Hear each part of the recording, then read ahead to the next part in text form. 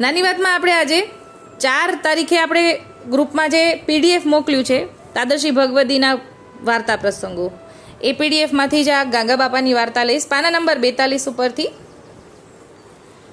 જેમાં ગાંગા બાપાનો પ્રસંગ છે વૈષ્ણવ 22માં અને વૈષ્ણવ 23માં લાલજીભાઈ મારડિયા, એમના જ પરિવારના. બંનેની વાર્તા લઈશું સાથે સાથે. તો ગાંગા બાપાનો પ્રસંગ લઈએ. શ્રી જમનેશ મહાપ્રભુજીના અનન્ય આશ્રિત મારડિયા પરિવારના પરમ ભગવદી ગાંગા બાપા ગોંડલ પાસે આવેલ મૂળ ગામ સત્તાપરના રહીશ.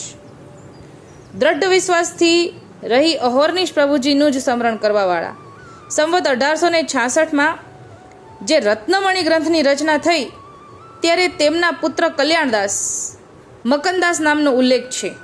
એવા ગંગા બાપાના પરિવારવાળા દર વર્ષે જેઠ વદ દશમનો શ્રી જમનેશ મહાપ્રભુજીનો ઉત્સવ આનંદથી પોતાના ગ્રહે મનાવતા. શ્રી મહારાજના સ્વરૂપમાં અપરિમિત સ્નેહ, દેશ પરદેશના વૈષ્ણવોને તેડાવીને સામૈયા કરીને મીઠા જલ લેવડાવી તેલ તિલક કરીને ભગવદ યશના નાદમાં વલ્લભી વૃંદમાં રસમય થઈ જતા. જેમની ઉપર મહારાજ શ્રી જમનેશ પ્રભુજીની કૃપા દ્રષ્ટિ છે તે ભગવદીનું જીવન નિર્મળ નિસ્પૃહી ભગવદ સ્મરણમય જ હોય. પરમ ભગવતી ગંગા બાપાનો વ્યવસાય માટીના વાસણો બનાવવાનો હતો. નિભેડો મચ્છુ નદીના કાંઠે હતો.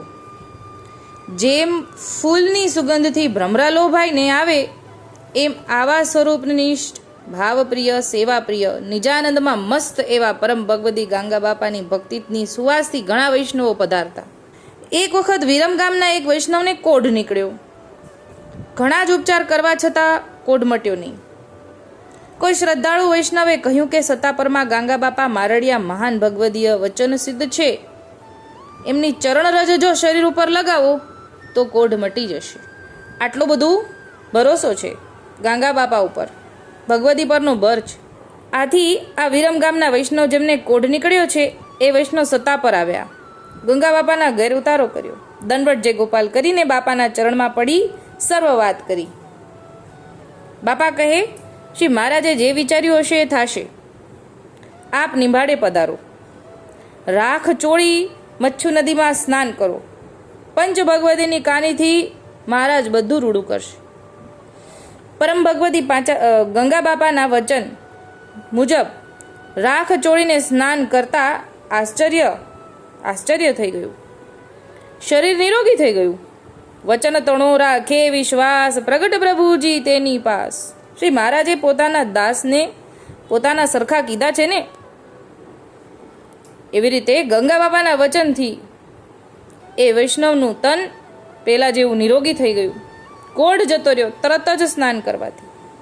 એવું વચન ઉપર વિશ્વાસ રાખવાથી ઠાકોરજીએ ભગવદીઓની કૃપાથી એમને સારું થઈ ગયું.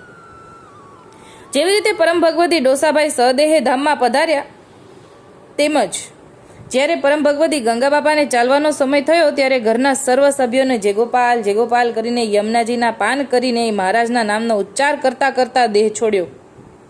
એટલે દેહ છોડવો હતો ને ત્યારે બધાને જેગોપાલ કીધા, પેપાન કર્યા અને પછી દેહ છોડ્યો. સત્તાપરના રહેવાસી ગામજનો ઘરના કાર્ય માટે ગોંડલ ગયેલા હતા.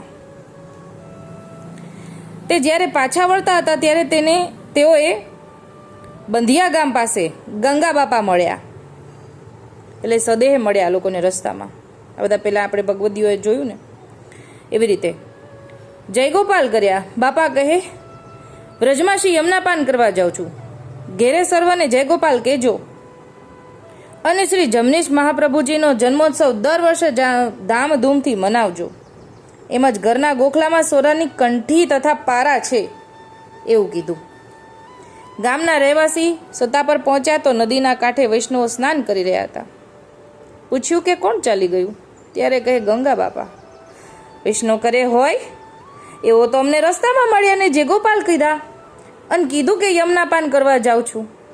એવું કીધું કે ગોખલામાં સોનાની કંઠી અને પારા આપ્યા છે એવી નિશાની પણ આપી. પારા મૂકેલા છે એવી નિશાની આપી. ભગવતીની વાણી સત્ય જ હોય. આજે પણ પુષ્ટિ સૃષ્ટિમાં આવા મહાન ભગવતી છે જેમની વૈષ્ણવતાની મહેક આપણને આપી આખું જીવન જીવવાની પ્રેરણા આપે છે. આજે પણ તેમનો પરિવાર ખૂબ જ આનંદથી મહારાજ જમનેશ પ્રભુજીનો પ્રાગટ્યોત્સવ ધામધૂમથી મનાવીને અલૌકિક આનંદ માણે છે. અવારનવાર ઘણા જ વૈષ્ણવો મનોરથ માટે અહીં પધારીને પોતાની મૂંઝવણમાંથી મુક્ત થાય છે.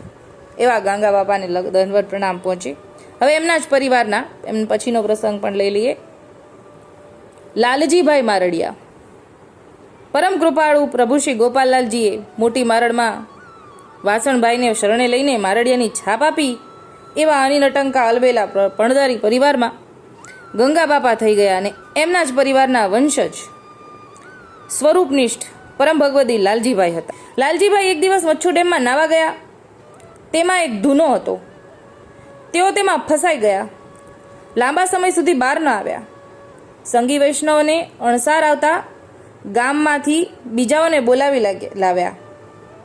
બચાવવા માટે ઘણો પ્રયત્ન કર્યો, પણ હરિશરણ થઈ ગયેલ. તેઓના દેહ છોડ્યાના થોડા સમયમાં જ જેઠવદ દસમનો શ્રી જમનેશ મહાપ્રભુજીનો ઉત્સવ આવતો હતો.